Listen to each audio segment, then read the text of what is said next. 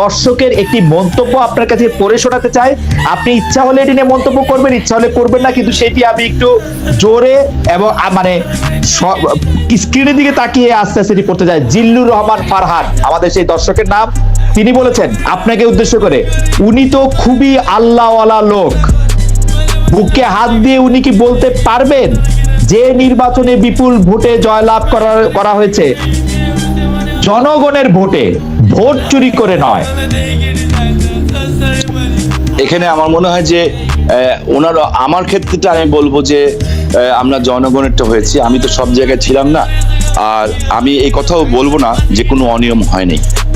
আমার মনে হয় অনেক ক্ষেত্রে অনিয়ম হয়েছে এবং একটা অতি উৎসাহী মহল নিজেদের স্বার্থ আদায় করার জন্য দে আর প্লেইং এ গেম, এবং এইটাকে অনেক সময় বলা হয় সরকারের ভিতরে সরকার থাকে, যাতে সরকারকে দুর্বল রাখতে পারলে they can take their benefit.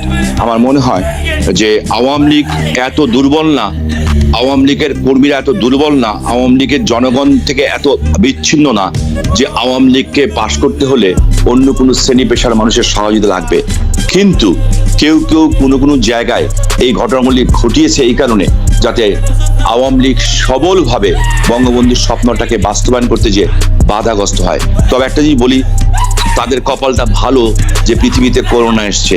যদি করোনা না থাকতো তাহলে তারা দেখতে পারতো জাতির জনকের কন্যা শেখ হাসিনার রূপ দেখতে পারতো।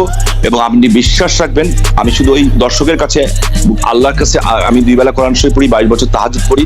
আমি ওনাকে একটা কথা বলতে চাই, শুধু আমার জন্য দোয়া করার, যদি করেন তো করবেন। আমি না থাকলে দেশে কিচ্ছু হবে না, কিচ্ছু হবে না। খালেদ ভাই, হয়তো আপনার কাছে একসময় মনে হবে আরে শামীম ভাইয়ের সাথে কথা বলছিলাম, লোকটা ভালো ছিল কিংবা খারাপ ছিল, একটা কমেন্টস করবেন।